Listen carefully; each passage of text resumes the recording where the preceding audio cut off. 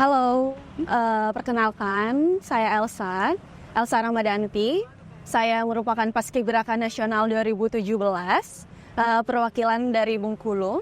Dan aktivitas saya sekarang, saya bekerja di perusahaan farmasi di Jakarta sebagai HR.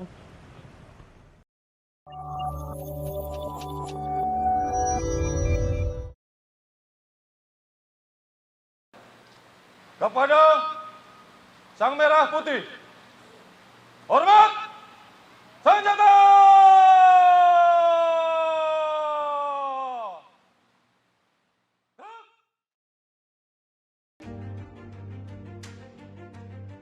Panas, terik, tetap tegak berdiri walau keringat bercucuran tanpa henti. Menjadi paskibraka tidak semudah yang dipikirkan. Mengawal sang saka merah putih bukan hanya tugas sehari, tapi juga sebuah kehormatan yang harus dijunjung tinggi. Di balik barisan yang tegap, ada semangat juang yang tak pernah padam, terasah melalui latihan yang keras dan disiplin yang tinggi. Elsa Ramadanti, seorang purna paskibraka yang sekarang berprofesi sebagai HR di sebuah perusahaan farmasi, kepada kami mengisahkan bagaimana dirinya ikut mengawal bendera pusaka di 2017 silam, serta bagaimana sepenggal cerita ini menjadi bekal untuknya di kemudian hari.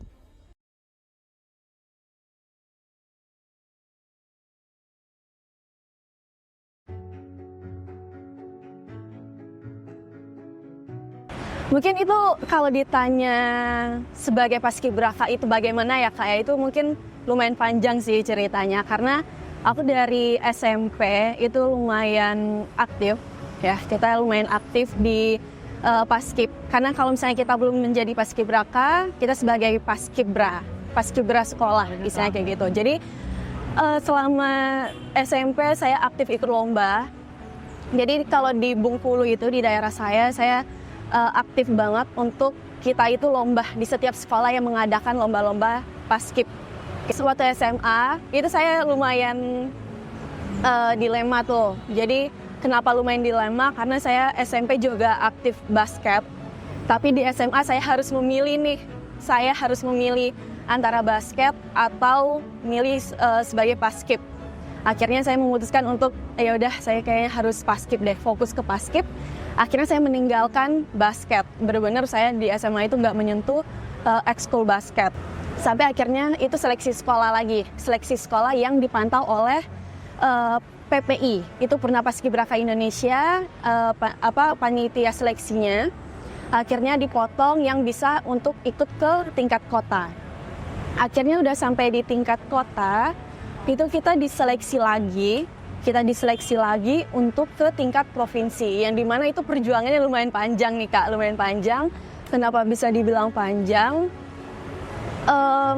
Untuk kita ke tingkat kota aja itu kita latihannya tuh bener-bener habis. Istilah habis itu kayak latihan setiap hari, kita latihan fisik, kita latihan baris berbaris, belum lagi kita harus belajar. Karena kalau misalnya kita mau seleksi, itu kita harus juga mengetahui ilmu-ilmu, entah ilmu paskib, ilmu secara umum, entah info-info terbaru, berita-berita terbaru tentang mungkin pemerintah, itu pun keluar biasanya.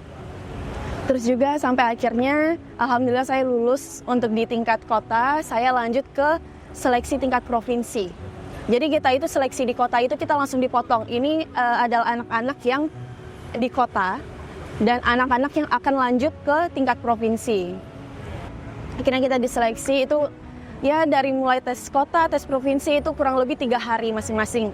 Masing-masing tesnya 3 hari.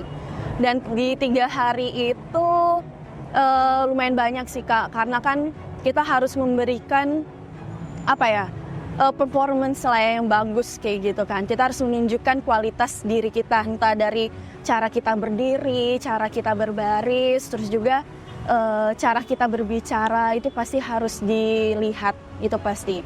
Terus juga akhirnya waktu di tes provinsi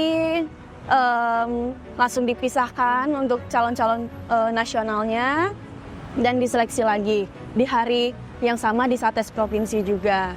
Udah setelah itu Alhamdulillah saya ingat banget itu pengumumannya di sore ya, gitu sore menjelang maghrib itu kita dibarisin semua dengan rasa yang kayak wah deg-degan banget nih lulus nggak ya, karena kalau misalnya nggak lulus di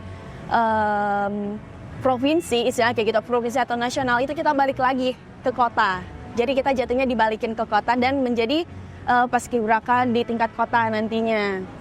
Udah akhirnya waktu pengumuman akhirnya disebutkan dulu pasangan saya. Jadi pasangan saya itu namanya Rianto Fajriansyah. Itu pasangan saya yang disebutkan duluan. Akhirnya nama saya itu kayak wah merinding banget sih kebetulan. Karena kayak nggak sia-sia aja. Maksudnya saya udah meninggalkan ekskul basket yang udah saya juga ikutin dari SMP. Terus juga kayak ya pertemanan lah istilahnya, kayak teman-teman saya selama SMA suka main ke mana kayak gitu kan, cuman kayak saya fokusnya di paskib kurang lebih gitu. Jadi kayak ya perjalanannya kurang lebih untuk sampai ke tingkat nasional gitu sih Kak untuk seleksinya.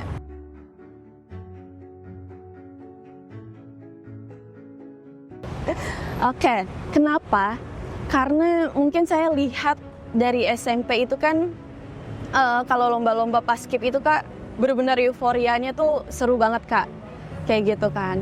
Nah, selain itu akhirnya saya memilih paskib karena saya suka kayak udah coba aja dulu kayak gitu. Siapa tahu ini rezekinya, karena kan kalau jenjang di paskib itu kita bertahap ya, kayak kota kabupaten, paskibra sekolah, terus paskibraka tingkat kota kabupaten, terus tingkat provinsi dan tingkat nasional. Jadi itu lumayan menantang sih Kak, kayak karena saya merasa saya punya bekal selama waktu waktu SMP, jadi saya ngerasa kayak ini saya punya kok bekalnya untuk saya ke jenjang SMA menjadi seorang paskibraka.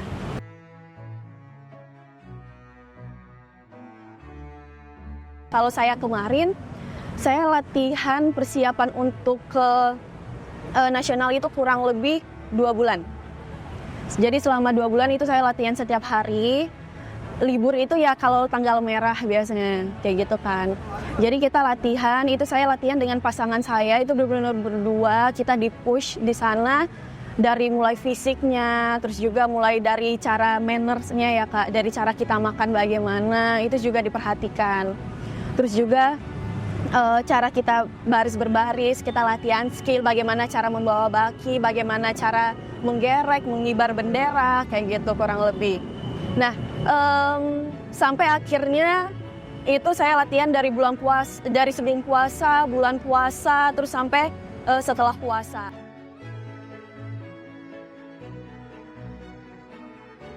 Alhamdulillah kita sampai berangkat ke nasional itu kita kaget sih.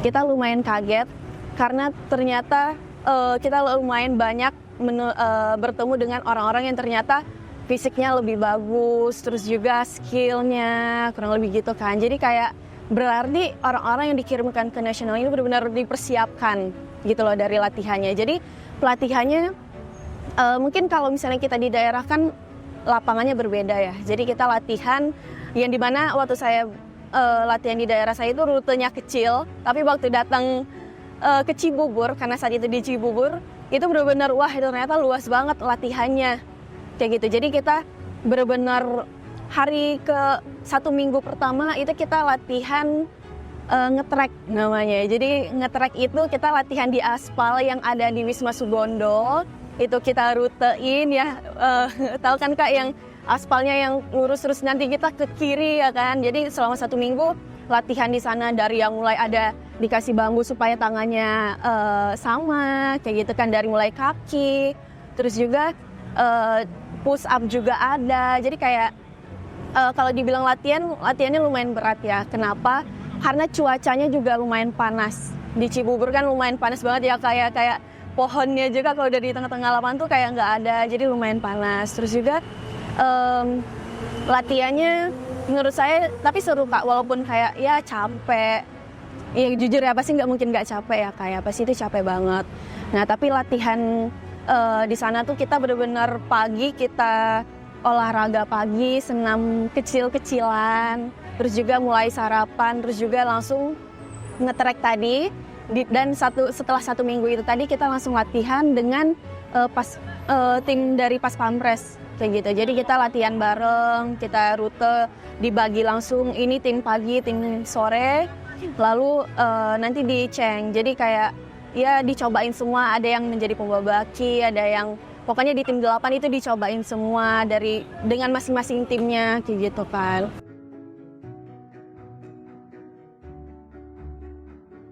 Temu teman baru pertama ya Kak, pasti ya, karena itu pertama kalinya saya bertemu dengan saat itu kita 34 provinsi, masih 34 provinsi ya Kak ya, jadi kayak benar-benar wah ini dari pulau ini, pulau itu kayak dengan bahasa yang beragam, jadi kayak banyak belajarnya, itu suka yang pertama. Suka yang kedua,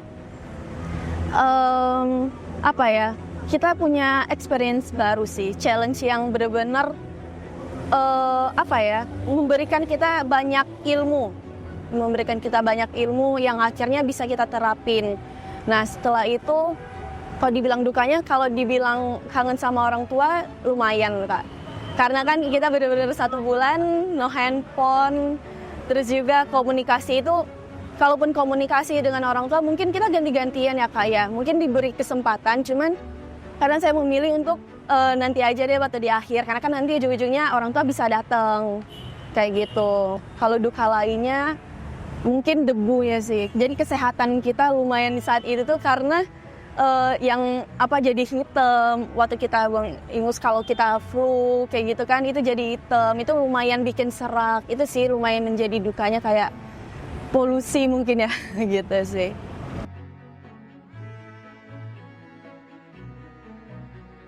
Istana itu kita benar-benar kayak wah kayak gitu kan, karena kayak biasanya kita lihat istana itu cuma dari YouTube atau dari TV ya kan, kayak setiap 17-an ditampilkan.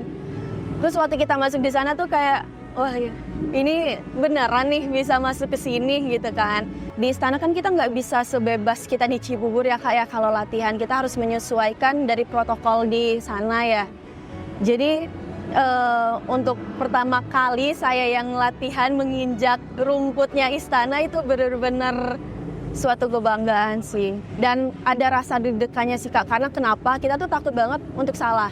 Waktu latihan pun kita takut kayak gitu kan, karena kalau misalnya kita udah masuk ke sana, berarti kita tuh udah harus mempersiapkan sematang mungkin.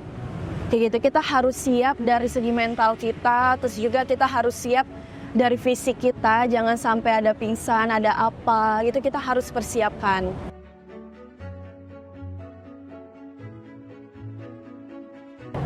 Wah itu, karena saya baru tahu ternyata kan Pak Jokowi itu kalau salam dia selalu menanyakan satu hal, ya kan.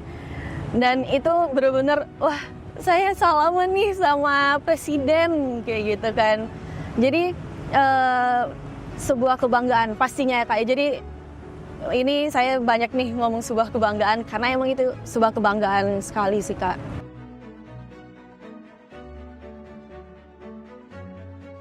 Yang pasti ada rasa deg-degan, tapi yang harus dipersiapkan ya pasti kita berdoa dulu sih Kak, ya kan. Karena kalau nggak kayak gitu, kalau kita nggak siapkan mental kita bisa, jadi kalau misalnya kita di Paskib itu kita jangan terlalu menegangkan badan kita.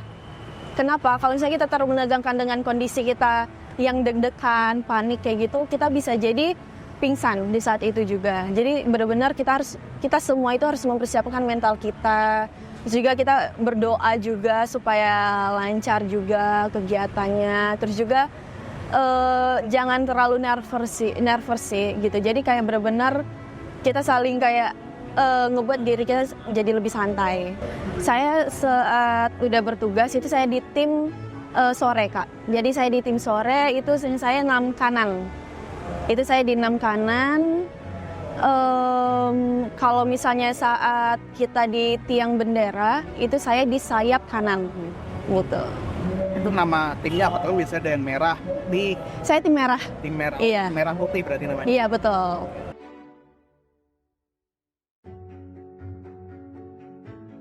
Banyak. Pertama cara kita komunikasi ya, karena kan walaupun di Paskib itu kita harus tegas, Tapi seenggaknya itu bisa membuat kita percaya diri lah, istilahnya kayak gitu. Percaya diri saat bekerja, entah kita bicara dengan atasan ataupun dengan kolega lah, pastinya kayak gitu. Terus yang kedua, masalah waktu. Masalah waktu, karena apalagi kan kita kalau di perusahaan kan ada jam kerja ya Kak ya. Kita harus masuk di jam sekian, kita pulang jam sekian, istilahnya kayak gitu. Nah, jadi itu lumayan sih Kak, karena kalau di Paskib kan kita dituntut untuk ya kalian jangan telat, misalnya gitu kan. Kalian jangan sampai kita udah dijadwalkan latihan di jam 7, tapi kita baru mulainya jam 9, itu kan nggak bisa. Jadi kita harus benar-benar on time, istilahnya kayak gitu. Kalau untuk di dunia kerja, terus juga manners, kayak gitu juga kita harus, bukan harus sih, maksudnya saya dapat ilmu itu dari sana. Cara kita makan, kebetulan di perusahaan saya kita makannya di kantin. Jadi kita disediain, di-provide oleh perusahaan untuk makan. Jadi itu lumayan sih, kayak kita jangan sampai ada dentingan. Terus juga kayak cara makan buah itu di pertama apa di terakhir, kayak cara makannya bagaimana, itu alhamdulillah itu menjadi sebuah ilmu juga ya, bekal. Etika sih Kak, itu penting banget kalau untuk etika. Kenapa? Mungkin kalau di perusahaan kan kita juga menemukan orang-orang yang beragam ya Kak ya, dengan sikap yang beragam. Gitu juga di Paskib, kita menemukan cara bicara orang itu yang berbeda-beda kayak gitu. Itu menjadi salah satu ilmu juga sih Kak, karena di Paskib kita etika sikap itu kita sangat diperhatikan kayak gitu. Begitu juga akhirnya saya di dunia kerja juga saya bawa.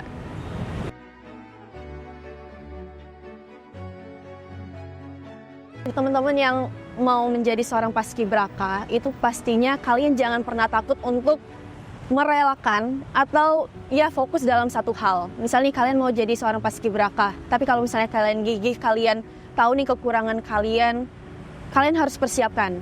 Kalian benar-benar harus berani habis, istilahnya berani habis itu habis waktu kalian, habis fisik, bukan berarti habis fisik yang sampai pingsan ya, tapi kalian push diri kalian latihan fisik, terus kalian berjemur, apalagi Paskib itu kalian harus kuat untuk berjemur. Jangan sampai kalian baru berdiri aja 10 menit, itu kalian udah nggak bisa. Kalian harus persiapkan diri kalian, entah dari mental kalian, dari fisik kalian, itu paling utama. Begitu. Dan juga kalian harus mendengarkan pelatih kalian. Kenapa? Kalau misalnya kalian nggak mendengarkan pelatih kalian mungkin bisa dibilang nggak akan ada ilmunya. Kenapa? Karena pelatih kalian atau senior kalian adalah orang yang duluan mengalami apa yang sedang terjadi di kalian. Dan jangan manja pastinya. Kenapa? Karena maaf ya, karena kan saya lumayan aktif. Di Paskib. Jadi sampai tahun 2023 pun saya aktif Paskib, dan saya tidak ingin melihat teman-teman semua manja. Manja itu kayak ya baru dijemur aja udah ngelapor. Itu coba kalian perhatikan diri kalian dengan saya udah tekad nih untuk menjadi seorang paskibraka. Jadi saya harus fokus, saya harus berani, saya nggak manja. Kurang lebih seperti itu. Jadi semangat itu pasti. Kalian harus punya motivasi, kalian harus punya visi misi. Kenapa kalian memilih untuk menjadi seorang paskibra atau paskibraka sih kayak gitu.